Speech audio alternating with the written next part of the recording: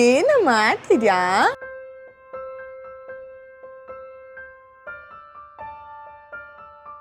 Knowledge ಇರುವಂತಹ ಸುಮಾರು ಜನ ನ್ಯೂಟ್ರಿಷನಿಸ್ಟ್ ಇದ್ದಾರೆ ಅಥವಾ ಫಿಟ್ನೆಸ್ ಕೋಚ್ ಇದ್ದಾರೆ. ಅವ್ರನ್ನ ನೀವು ಒಂದ್ಸಲಿ ಮಾತಾಡ್ಸಿದ್ರೆ ಅಥವಾ ಅವ್ರ ವಿಡಿಯೋಗಳನ್ನ ನೀವು ನೋಡಿದ್ರೆ, ಯೂಶಲಿ ಏನ್ ಗೊತ್ತಾ, ಯಾರಾದ್ರೂ ಒಳ್ಳೆ ವಿಡಿಯೋ ಹೇಳ್ತಿರ್ತಾರೆ, ಒಳ್ಳೆ ವಿಷಯಗಳನ್ನ ಹೇಳ್ತಿರ್ತಾರೆ ಅಂದ್ರೆ ಯಾರು ಕೇಳಲ್ಲ. ಈಗ ನಂದು ಕೇಳೋದು ಡೌಟ್. 24 ಗಂಟೆಯಲ್ಲಿ ಒಂದು 30 ನಿಮಿಷ ಕೊಡೋದಕ್ಕಾಗಲ್ಲ ನಮಗೆ ನಾವು ಅಂದ್ರೆ ಇನ್ನೇನು ಮಾಡೋದಕ್ಕಾಗಲ್ಲ. ಆ್ಯಂಡ್ ನಮ್ಮನ್ನ ಪ್ರೀತಿಸ್ಕೊಳ್ಳದೆ ಹೊರತು ಗಂಡನೂ ಪ್ರೀತಿಸಲ್ಲ, ಮಕ್ಕಳು ಪ್ರೀತಿಸಲ್ಲ, ಸಮಾಜನೂ ಪ್ರೀತಿಸಲ್ಲ, ಯಾರು ಪ್ರೀತಿಸೋದಕ್ಕೆ ಸಾಧ್ಯನೇ ಇಲ್ಲ.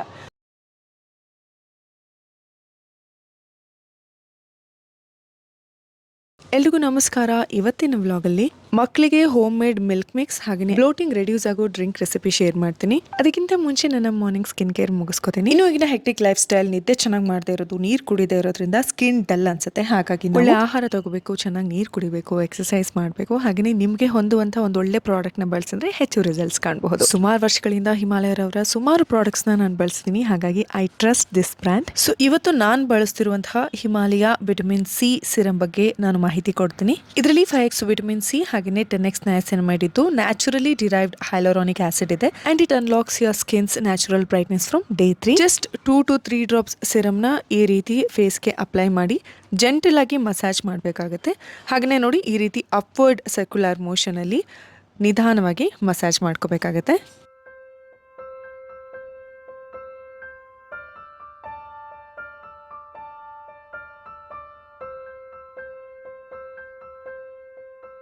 ಇದು ಲೈಟ್ ವೇಟ್ ಇದ್ದು ಸ್ಕಿನ್ಗೆ ಈಸಿಯಾಗಿ ಅಬ್ಸಾರ್ಬ್ ಆಗುತ್ತೆ, ಲಿವಿಂಗ್ ಯರ್ ಸ್ಕಿನ್ ಲುಕಿಂಗ್ ವಿಸಿಬಲಿ ಬ್ರೈಟರ್. ಇದಾದ್ಮೇಲೆ ಮಾಯ್ಶ್ಚರ್ ಲಾಕ್ ಮಾಡೋದಕ್ಕೆ ನಿಮ್ಮಿಷ್ಟದ ಮಾಯ್ಶ್ಚರೈಸರ್ ಬಳಸಿದ್ರೆ ದಟ್ಸ್ ಆಲ್. ಇನ್ನು ಈ ಪ್ರಾಡಕ್ಟ್ ಅಮೆಝಾನ್, ನೈಕಾ, ಫ್ಲಿಪ್ಕಾರ್ಟ್ ಹಾಗೆ ಹಿಮಾಲಯರವರ ವೆಬ್ಸೈಟ್ ಅಂಡ್ ಅಪ್ಲಿಕೇಶನ್ ಅಲ್ಲಿ ಲಭ್ಯ ಇರುತ್ತೆ. ಲಿಂಕ್ ನ ಡಿಸ್ಕ್ರಿಪ್ಷನ್ ಬಾಕ್ಸ್ ಅಲ್ಲಿ ಮೆನ್ಷನ್ ಕೂಡ ಮಾಡಿದ್ದೀನಿ. Hello again. ಎಸ್, ನಾನು ಇವತ್ತು ಆಂಟಿ ಇನ್ಫ್ಲಮೇಟ್ರಿ ಅಥವಾ ಆಂಟಿ ಬ್ಲೋಟಿಂಗ್ ಅಂತ ಏನು ಹೇಳ್ತೀವಿ, ಅದಕ್ಕೆ ಸಹಾಯ ಆಗುವಂತಹ ಒಂದು ಡ್ರಿಂಕ್ನ ನಾನು ಸಜೆಸ್ಟ್ ಮಾಡ್ತಾ ಇದ್ದೀನಿ. ಅದಕ್ಕಿಂತ ಮುಂಚೆ ಒಂದು ವಿಷಯ ಹೇಳ್ಬಿಡ್ತೀನಿ. ಸುಮಾರು ಸಲ ಈಗ ನಾನು ಕೂಡ ನನ್ನ ಸುಮಾರು ವ್ಲಾಗಲ್ಲಿ ಹೇಳಿದ್ದೀನಿ, ವೆಯ್ಟ್ ಲಾಸ್ಗೆ ಕೆಲವೊಂದು ಡ್ರಿಂಕ್ಗಳು ಅಥವಾ ವೆಯ್ಟ್ ಲಾಸ್ಗೆ ಸಹಾಯ ಮಾಡುವಂಥ ಕೆಲವೊಂದು ಫುಡ್ಗಳು ಅಂತ. So that doesn't mean, because ನನಗೆ ಸುಮಾರು ಜನ ಇತ್ತೀಚೆಗೆ ಸಿಕ್ಕಾಗ ಏನದಿತ್ಯವರೇ ತುಂಬ ತೆಳ್ಳಗಾಗ್ಬಿಟ್ಟಿದ್ದೀರಾ, ಬರೀ ಜ್ಯೂಸ್ ಕುಡಿತೀರಾ ಏನೋ ಅಲ್ವಾ, ಬರೀ ನೀವು ಅಂಥದ್ದೇ ಏನೋ ಅಲ್ವಾ ತಿನ್ನೋದು ಅಂತ. ಸೊ ಸ್ವಲ್ಪ ಅಂದರೆ ಏನು ಹೇಳ್ತಾರೆ, ತೀರಾ ನಾವು ಪ್ರಪಂಚದ ಬಗ್ಗೆ ಎಲ್ಲ ಮಾತಾಡ್ತೀವಿ, ಪ್ರಪಂಚದ ಬಗ್ಗೆ ಎಲ್ಲ ಗೊತ್ತು ಅನ್ನೋ ಥರ ನಾವು ಬಿಹೇವ್ ಮಾಡ್ತೀವಿ. ಆದ್ರೂ ನಮ್ಮ ದೇಹದ ಬಗ್ಗೆನೇ ನಾವು ಸುಮಾರು ಸಲ ತಿಳ್ಕೊಳ್ಳೋಂಥ ಪ್ರಯತ್ನನೇ ಮಾಡೋದಿಲ್ಲ. ಯಾವುದೇ ಒಂದು ಜ್ಯೂಸ್ ಆಯಿತು ಅಥವಾ ಯಾವುದೇ ಒಂದು ಟೀ ಆಯಿತು, ಯಾವುದೇ ಒಂದು ಫುಡ್ ಆಯಿತು, ಸೊ ಅದು ವೆಯ್ಟ್ ಲಾಸ್ ಮಾಡುತ್ತೆ ಅಂತ ಯಾವುದೇ ಯೂಟ್ಯೂಬ್ ಚಾನಲಲ್ಲಿ ಯಾರೇ ಹೇಳಿದ ತಕ್ಷಣ ಅದು ಒಂದೇ ತಿನ್ನೋದು ಅಥವಾ ಅದೊಂದೇ ಕುಡಿದ ತಕ್ಷಣ ಪಟ್ಟಂತ ಆಗ್ಬಿಡೋದಿಲ್ಲ. ಅಷ್ಟು ಈಸಿಯಾಗಿ ನಮ್ಮ ದೇಹವನ್ನು ನಾವು ಮೇಂಟೈನ್ ಮಾಡ್ಕೋಬಹುದು ಅನ್ನೋದಾಗಿದ್ದಿದ್ರೆ ಐ ಥಿಂಕ್ ಯಾರಿಗೂ ಯಾವುದು ಒಬೆಸಿಟಿ ಅನ್ನೋ ಸಮಸ್ಯೆನೇ ಇರ್ತಾ ಇರಲಿಲ್ಲ. ಅದು ಹಾಗಲ್ಲ. ಸೊ ನಾವು ಪ್ರಾಪರಾಗಿ ಎಕ್ಸಸೈಸ್ ಮಾಡಬೇಕಾಗತ್ತೆ, ನಮ್ಮ ಡಯಟಲ್ಲಿ ನಾವು ಎಷ್ಟು ಕ್ಯಾಲರೀಸ್ ತಗೋತಿದ್ದೀವಿ ಅನ್ನೋದನ್ನ ನಾವು ಲೆಕ್ಕ ಹಾಕಬೇಕಾಗತ್ತೆ, ಅದನ್ನ ನಾವು ಯೋಚನೆ ಮಾಡಬೇಕಾಗತ್ತೆ. ನಮಗೆ ಸಿಕ್ಕಾಪಟ್ಟೆ ಹೆಲ್ತ್ ಕನ್ಸರ್ನ್ಸ್ ಇರುತ್ತೆ. ಸುಮಾರು ಜನಕ್ಕೆ ಅವ್ರು ಎಷ್ಟೇ ಡಯಟ್ ಮಾಡಿದ್ರು ಕೂಡ ಅಥವಾ ಅವ್ರು ಏನೇ ಮಾಡಿದ್ರು ಕೂಡ ಅವ್ರು ವರ್ಕೌಟ್ ಆಗ್ತಾ ಇರಲ್ಲ. ಬಿಕಾಸ್ ಅವ್ರಿಗೆ PCODನೋ ಅಥವಾ PCOS ಅಥವಾ ಥೈರಾಯ್ಡ್ ಸಮಸ್ಯೆ ಇರುತ್ತೆ. ಫಸ್ಟ್ ಅದನ್ನ ಹೆಂಗೆ ಟ್ರೀಟ್ ಮಾಡಬೇಕು, ಅದನ್ನ ಟ್ರೀಟ್ ಮಾಡ್ಬೇಕಂದ್ರೆ ಹೇಗೆ ಒಂದು ಡಯಟ್ ಪ್ಲಾನ್ ಮಾಡ್ಕೋಬೇಕು ಅಥವಾ ಯಾವ ಮೆಡಿಸಿನ್ನ ತಗೋಬೇಕು ಅಥವಾ ಯಾವ್ದು ಮೆಡಿಸಿನ್ನ ನಿಲ್ಲಿಸ್ಬೇಕು, ಈ ಥರದ್ದೆಲ್ಲ ವಿಷಯಗಳಿರುತ್ತೆ. ಇದಾದ್ಮೇಲೆ ಬಟ್ ಆಗಲ್ಲ ಅನ್ನೋದಂತೂ ಖಂಡಿತ ಅಲ್ಲ, ಖಂಡಿತ ಆಗೇ ಆಗುತ್ತೆ. ಆದರೆ ಇರೋಂಥ ಸಮಸ್ಯೆ ಯಾರಿಗಾದ್ರೂ ಇದ್ರೆ ಆ ಸಮಸ್ಯೆಗಳ ಮೇಲೆ ವರ್ಕ್ ಮಾಡಿ ಆಮೇಲೆ ಅವರ ಒಬೆಸಿಟಿ ಏನಿದೆ ಅಥವಾ ಅವ್ರ ಫ್ಯಾಟ್ ಲಾಸ್ ಕಡೆ ಅವರು ಗಮನ ಕೊಡ್ಬೋದು. ಸೊ ಯಾವುದೋ ಒಂದು ವಿಷಯ ಅಂದ ತಕ್ಷಣ ಇವಾಗ ನಾನು ಹೇಳೋದಕ್ಕೆ ಹೊರಟಿದ್ದೀನಿ, ಏನು ಆಂಟಿ ಇನ್ಫ್ಲಮೇಟ್ರಿ ಅಥವಾ ಆಂಟಿ ಬ್ಲೋಟಿಂಗ್ ಒಂದು ಟೀ ರೆಸಿಪಿ ಹೇಳ್ತೀನಿ ಅಂತ. ಸೊ ಅದು ಕುಡಿದ ತಕ್ಷಣ ಸರಿ ಹೋಗ್ಬಿಡ್ಬೇಕು ಅಂದರೆ ಡೆಫಿನೆಟ್ಲಿ ಆಗಲ್ಲ.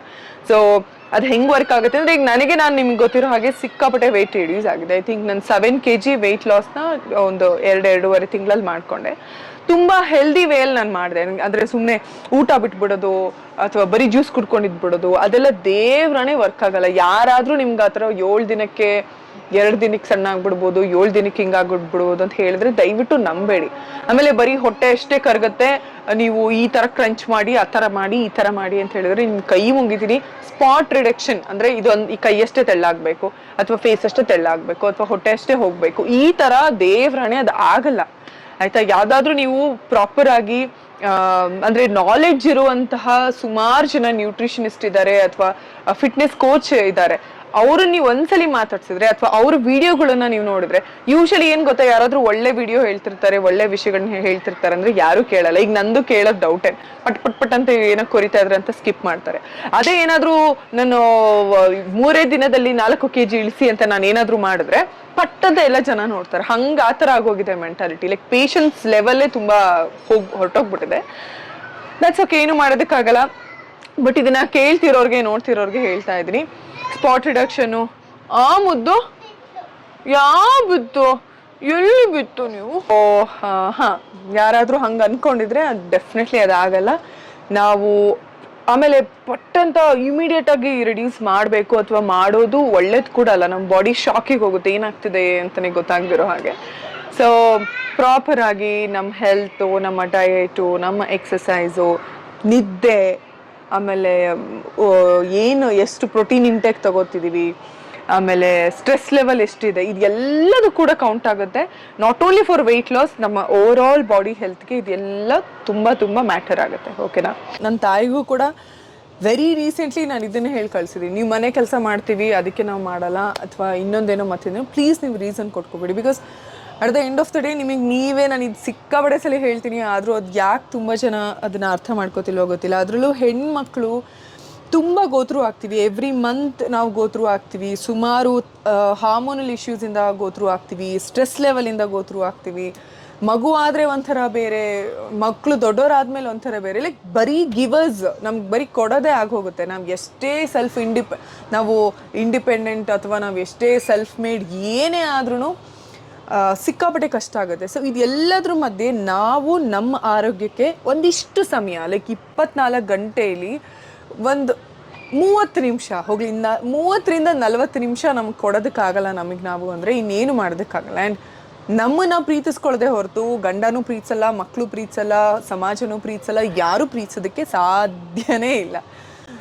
ನಾವೇ ನಾವೊಂದು ಪ್ರೀತಿಸ್ಕೊಳ್ಳೋಕ್ಕಾಗ್ತಿಲ್ಲ, ಇನ್ನು ಬೇರೆಯವರಿಂದ ಪ್ರೀತಿ ಹೇಗೆ ಎಕ್ಸ್ಪೆಕ್ಟ್ ಮಾಡೋ, ಮುಟ್ಟಾಳ್ರು ಅಂತ ಅನ್ಸ್ಕೋತೀವಿ ನಾವು. ಸೊ ಒಂದು ಅರ್ಧ ಗಂಟೆ ನೀವು ಎಕ್ಸಸೈಸ್ ಮಾಡೋದಾಗಿರ್ಬೋದು, ಅಥವಾ ನೀವು ತೊಗೊಳ್ತಿರೋ ಆಹಾರ ವಾಟ್ ಎವರ್ ಗುರು, ಚಪಾತಿ, ರೊಟ್ಟಿ, ನಾನು ಅದನ್ನೇ, ಎಲ್ಲರೂ ಅದನ್ನೇ ಅಲ್ವಾ ತಿನ್ನೋದು, ಅದನ್ನ ಬಿಟ್ಟು ಇನ್ನೇನು ದಿನ. ಆದರೆ ಅದನ್ನು ಹೆಂಗೆ ತೊಗೋಬೇಕು, ಲೈಕ್ ಜಾಸ್ತಿ ಪಲ್ಯ ತಿನ್ನೋದಾಗಿರ್ಬೋದು, ಸ್ವಲ್ಪ ಇಷ್ಟು ಅನ್ನಕ್ಕೆ ಇಷ್ಟು ತರಕಾರಿಗಳನ್ನು ಬಳಸೋದಾಗಿರ್ಬೋದು, ಜಾಸ್ತಿ ಕಾಳು ಪಲ್ಯಗಳನ್ನು ತಿನ್ನೋದಾಗಿರ್ಬೋದು. ಈ ಥರ ಚಿಕ್ಕ ಪುಟ್ಟ ನಾವು ಅಂದರೆ ಲೈಫ್ ಸ್ಟೈಲ್ ಮಾಡ್ಕೊಂಡೇ ಸಿಕ್ಕಾಪಟ್ಟೆ ಇಂಪ್ರೂವ್ಮೆಂಟ್ಸ್ನ ಕಾಣ್ಬೋದು. ಆ್ಯಂಡ್ ಅದ್ರ ಬಗ್ಗೆ ತುಂಬ ನಾನು ಹೇಳೋದಕ್ಕಿಂತ ಆ ಫಿಟ್ನೆಸ್ ಕೋಚ್ಗಳೇ ತುಂಬ ಒಳ್ಳೆ ಇನ್ಫಾರ್ಮೇಷನ್ ಕೊಡ್ತಾ ಇರ್ತಾರೆ. ಸೊ ಅಂಥವ್ರದ್ದು ಹೋಗಿ ನೋಡಿ. ಆ್ಯಂಡ್ ನನ್ನ ಜರ್ನಿ ಬಗ್ಗೆ ಕೂಡ ನಾನು ಡೆಫಿನೆಟ್ಲಿ ಒಬ್ಬ ಒಳ್ಳೆ ಎಕ್ಸ್ಪರ್ಟ್, ನನಗೆ ಸಹಾಯ ಮಾಡಿದಂಥ ಎಕ್ಸ್ಪರ್ಟ್ ಒಟ್ಟಿಗೆ ಒಂದೊಳ್ಳೆ ಪಾಡ್ಕಾಸ್ಟ್ ಕೂಡ ಮಾಡ್ತೀನಿ. ಅದು ಬಹುಶಃ ಸುಮಾರು ಜನಕ್ಕೆ ಹೆಲ್ಪ್ ಕೂಡ ಆಗುತ್ತೆ ಅಂತ ಭಾವಿಸ್ತೀನಿ. ಸೊ ಇದನ್ನ ಯಾಕೆ ಹೇಳಿದೆ ಅಂದರೆ, ನಾನು ಇವಾಗ ಯಾವುದೋ ಒಂದು ಜಿಂಜರ್ ಟೀನೋ ಇನ್ನೊಂದೆಲ್ಲ ಹೇಳಿದ ತಕ್ಷಣ ಇದು ತೊಗೊಂಡ ತಕ್ಷಣ ಸುಮ್ಮನೆ ಆಗ್ಬಿಡತ್ತಾ ಇಲ್ಲ. ನಾನು ಇದನ್ನ ಯಾಕೆ ಹೇಳ್ತಿದ್ದೀನಿ ಅಂದರೆ, ನೀವೆಲ್ಲರೂ ನೋಡಿರ್ಬೋದು, ನಾನು ಸಿಕ್ಕಾಪಟ್ಟೆ ಅಂದರೆ ಓಕೆ, ಒಂದು 7 kgs ನಾನು ವೆಯ್ಟ್ ರೆಡ್ಯೂಸ್ ಮಾಡ್ಕೊಂಡಿದ್ದೀನಿ. 6 to 7 kgs ಆಗಿದೆ. ಆದ್ರೂ ನನಗೆ ಪೀರಿಯಡ್ಸ್ ಟೈಮಲ್ಲಿ ಬ್ಲೋಟ್ ಆಗ್ತೀನಿ. ದಟ್ಸ್ ವಾಟ್, ಒಬ್ಬೊಬ್ರದ್ದು ಏನಂತಾರೆ, ಬಾಡಿ ಟೈಪ್ ಒಂದೊಂದು ಥರ. ಬ್ಲೋಟ್ ಅಂದರೆ ಸುಮಾರು ಏನು ಆಗಲ್ಲ ನಂದು, ಬಟ್ ಅಫ್ಕೋರ್ಸ್ ನನಗೆ ಬೆಲಿ ಪೋರ್ಷನ್ ಸ್ವಲ್ಪ ಬ್ಲೋಟಿಂಗ್ ಅನಿಸುತ್ತೆ, ಸ್ವಲ್ಪ ಅನ್ಕಂಫರ್ಟಬಲ್ ಫೀಲ್ ಆಗ್ತಾ ಇರುತ್ತೆ. ಸೊ ಅಂಥ ಟೈಮಲ್ಲಿ ಅಂಥವ್ರಿಗೆ ಹೆಲ್ಪ್ ಆಗುವಂಥದ್ದು, ನಮ್ಮ ದೇಹದಲ್ಲಿ ಬರೀ ಫ್ಯಾಟ್ ಅಷ್ಟೇ ಅಲ್ಲ, ಜೊತೆಗೆ ಊತ ಕೂಡ ಸುಮಾರು ಸಲ ಕಾಣಿಸ್ಕೊಳುತ್ತೆ. ಎಸ್ಪೆಷಲಿ ಪ್ರೆಗ್ನೆನ್ಸಿ ಟೈಮಲ್ಲಿ ಹೇಗೆ ಊತ ಇರುತ್ತೋ ಹಾಗೆ ನಮಗೆ ಪೀರಿಯಡ್ಸ್ ಟೈಮಲ್ಲೂ ಕೂಡ ಊತ ಕಾಣಿಸ್ಕೊಳ್ಳೋದು ಅಥವಾ ಹೊಟ್ಟೆ ಭಾಗದಲ್ಲಿ ಅಥವಾ ಇಲ್ಲೆಲ್ಲ ಬ್ಲೋಟ್ ಅನ್ಸೋವಂಥದ್ದು ಆಗ್ತಾ ಇರುತ್ತೆ. ಇದನ್ನ ಮಾಡೋದಕ್ಕೆ ನಾನು ಹಸಿ ಅರಿಶಿನ ಹಾಗೆ ಹಸಿ ಶುಂಠಿ ಕೊಂಬುಗಳನ್ನ ತಗೊಂಡಿದ್ದೀನಿ. ಅದಕ್ಕೆ ಮೊದಲು ಸಿಪ್ಪೆ ತಗೊಂಡು ಅದನ್ನ ನೀಟಾಗಿ ವಾಶ್ ಮಾಡ್ಕೊಂಡು ಅದನ್ನ ಜಜ್ಜಿ ಕೂಡ ಬಳಸ್ಬೋದು. ನಾನು ಪೂರ್ತಿ ಪ್ರಮಾಣದಲ್ಲಿ ಅದು ಕರಗಿ ಅನ್ನೋ ಉದ್ದೇಶದಿಂದ 2 ತುರ್ಕೊಂಡಿದ್ದೀನಿ. ಇದ್ರ ಜೊತೆಗೆ ನಾನು ನೀರನ್ನ ಕೂಡ ಬಿಸಿ ಮಾಡ್ಕೊಳ್ಳೋಕೆ ಇಟ್ಕೊತೀನಿ. ಹಾಗೆ ಸ್ವಲ್ಪ ನಿಂಬೆಹಣ್ಣನ್ನ ಕಟ್ ಮಾಡಿ ಇಟ್ಕೊಂಡಿದ್ದೀನಿ. ನೀವು ನಿಮ್ಮ ನಿಂಬೆಹಣ್ಣಿನ ರಸನೂ ಕೂಡ ಡೈರೆಕ್ಟಾಗಿ ಹಾಕ್ಕೋಬೋದು. ಸೊ ಕುದೀತಿರುವಂಥ ನೀರಿಗೆ ನಾನು ಸ್ವಲ್ಪ ಏನು ನಾನು ಜಜ್ಕೊಂಡಿದ್ದೆ ಅಥವಾ ತುರ್ಕೊಂಡಿದ್ದೆ ಆ ಅರಿಶಿನ, ಶುಂಠಿ ಹಾಗೆಯೇ ನಿಂಬೆಹಣ್ಣು ಜೊತೆಗೆ ಒಂದು ಚಿಟಿಕೆ ಅಷ್ಟು ಕಾಳುಮೆಣಸಿನ ಪುಡಿ ಹಾಕಿ ಅದನ್ನು ಚೆನ್ನಾಗಿ ಕುದಿಯೋದಕ್ಕೆ ಬಿಡ್ತೀನಿ. ಇದು ತುಂಬ ಚೆನ್ನಾಗಿ ಕುದಿಬೇಕಾಗುತ್ತೆ. ಕುದ್ದ ಮೇಲೆ ಇದನ್ನು ನಾನು ಸೋಸ್ಕೋತೀನಿ. ಸೋಸ್ಕೊಂಡು ಸ್ವಲ್ಪ ತಣ್ಣಗಾದ ಮೇಲೆ ನಿಮಗೆ ಇದು ಡೈರೆಕ್ಟಾಗಿ ಕುಡಿಯೋಕ್ಕಾಗಲಿಲ್ಲ ಅಂದರೆ ಜೇನುತುಪ್ಪವನ್ನು ಕೂಡ ಬೆರೆಸ್ಕೋಬೋದು. ಹಾಗೆಯೇ ನಾನು ಫೈನಲ್ ಆಗಿ ಇದಕ್ಕೆ ಒಂದು ಚಿಟಿಕೆ ಅಷ್ಟು ಅಥವಾ ಒಂದು ಸ್ವಲ್ಪ ನೋಡ್ತಿರಲ್ಲ ಅಷ್ಟು ತುಪ್ಪವನ್ನು ಬಳಸ್ತಾ ಇದ್ದೀನಿ, ಅಥವಾ ನೀವು ಕೋಕೋನಟ್ ಆಯಿಲ್ನ ಕೂಡ ನೀವು ಬಳಸ್ಕೋಬಹುದು. ಇದನ್ನು ನಾನು ಯಾಕೆ ಬಳಸಿದೆ, ಇದೇ ಥರದ ಪ್ರೊಸೀಜರ್ನ ಯಾಕೆ ಫಾಲೋ ಮಾಡಬೇಕು ಅನ್ನೋದರ ಬಗ್ಗೆ ಸೈಂಟಿಫಿಕ್ ಆಗಿ ನಿಮಗೆ ಕಾರಣ ಕೊಡ್ತೀನಿ.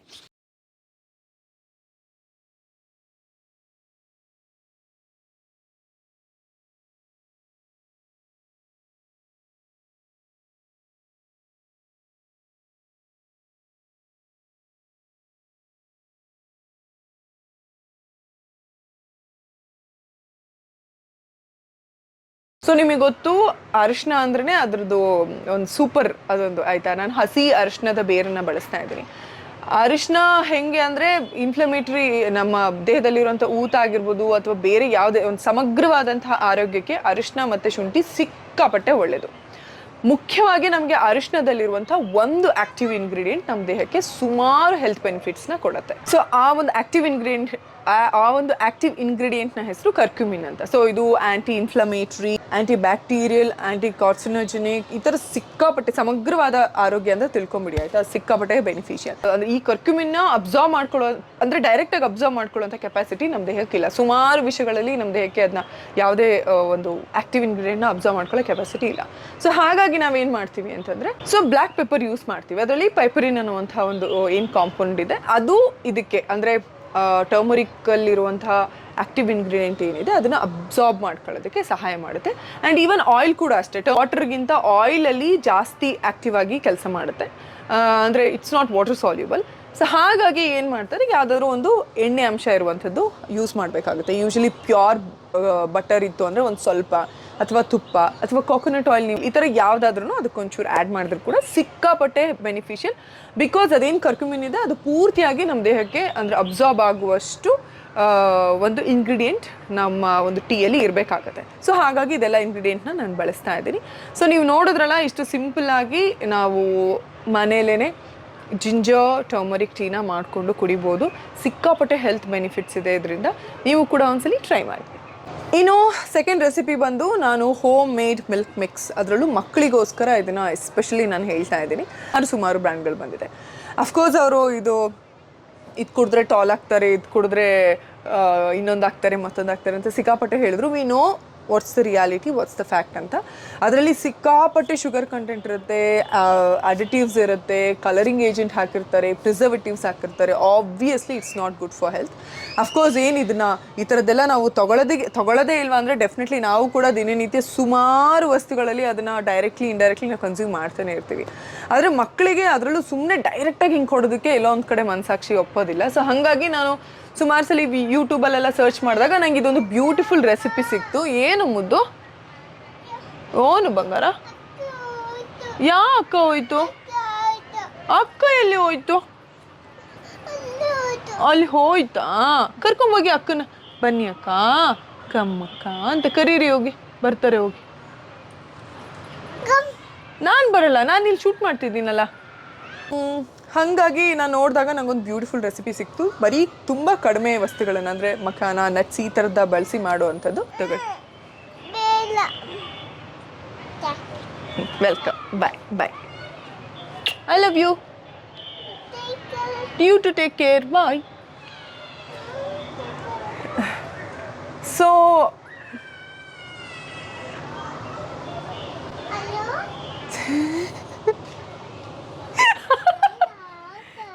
ಎಲ್ಲಿ ಹಲೋ ಮಾಡೋದು ನೀವು?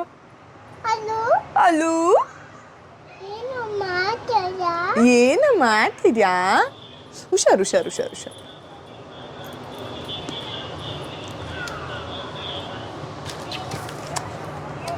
ಸೊ ಮನೇಲಿರುವಂಥ ಇಂಗ್ರೀಡಿಯೆಂಟ್ಸ್ನ ಬಳಸಿ ಮಾಡೋದ್ರಿಂದ ಮನಸ್ಸಿಗೂ ಸಮಾಧಾನ ಇರುತ್ತೆ. ಮಕ್ಕಳು ಏನು ಹಾಲಿಗೆ ನಾವು ಏನು ಮಿಕ್ಸ್ ಮಾಡ್ತಿದ್ದೀವಿ ಅನ್ನೋದ್ರದ್ದು ನಮಗೆ ಅರಿವಿರುತ್ತೆ. ಆ್ಯಂಡ್ ಯಾವುದೇ ಕೆಮಿಕಲ್ಸ್ ಇರೋಲ್ಲ, ಎಂಥದ್ದು ಇರೋಲ್ಲ. ಆ್ಯಂಡ್ ಅವರ ಓವರ್ ಆಲ್ ಹೆಲ್ತ್ಗೂ ಕೂಡ ಸಿಕ್ಕಾಪಟ್ಟೆ ಬೆನಿಫಿಟ್ ಆಗುತ್ತೆ.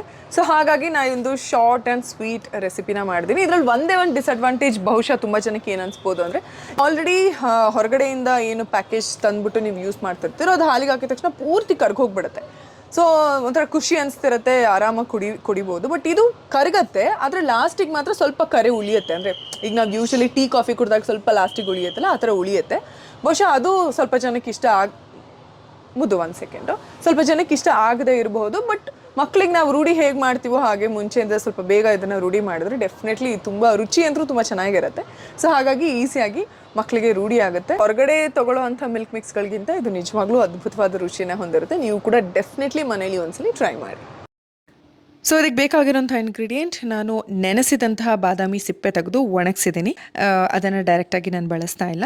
ಅದು ಹಾಗೆಯೇ ಮಖಾನ, ಅದು ಕೂಡ ಸ್ವಲ್ಪ ಪ್ರಮಾಣದಲ್ಲಿ ತೊಗೊಂಡಿದ್ದೀನಿ. ಹಾಗೆಯೇ ಬೇರೆ ಬೇರೆ ನಟ್ಸ್ನ ಕೂಡ ನೀವು ಬಳಸ್ಕೋಬೋದು. ನಾನಿಲ್ಲಿ ಪಿಸ್ತಾ ಹಾಗೆಯೇ ಕ್ಯಾಶ್ಯೂ ಅಂದರೆ ಗೋಡಂಬಿ ತಗೊಂಡಿದ್ದೀನಿ. ಅದರೊಟ್ಟಿಗೆ ನಾನು ಸ್ವಲ್ಪ ವಿಭಿನ್ನವಾಗಿರಲಿ ಅಂತ ಒಣಗಿದಂತಹ ಗುಲಾಬಿ ಎಳೆಗಳನ್ನು ತಗೊಂಡಿದ್ದೀನಿ. ಬೆಲ್ಲ ಕೂಡ ಬಳಸ್ಕೋಬೋದು, ಆದರೆ ನಾನಿಲ್ಲಿ ಡೇಟ್ಸ್ ಅಥವಾ ಖರ್ಜೂರದ ಪುಡಿಯನ್ನು ತಗೊಂಡಿದ್ದೀನಿ. ಹಾಗೆಯೇ ಒಂದು ಅರ್ಧ ಚಮಚದಷ್ಟು ಕುಕೋ ಪೌಡ್ರ್ ತೊಗೊಂಡಿದ್ದೀನಿ. ಸೊ ಇದಿಷ್ಟನ್ನು ನಾವು ನಿಧಾನವಾಗಿ ಮೊದಲಿಗೆ ತುಂಬ ಸಣ್ಣ ಉರಿ, ಆಯಿತಾ, ಒಂಚೂರು ಅವಸರ ಮಾಡೋ ಹಾಗಿಲ್ಲ. ಇದಕ್ಕೆ patience is very very important. ನಿಧಾನವಾಗಿ ಒಂದೊಂದನ್ನೇ ಸಮಾಧಾನವಾಗಿ ಹುರ್ಕೋಬೇಕಾಗತ್ತೆ.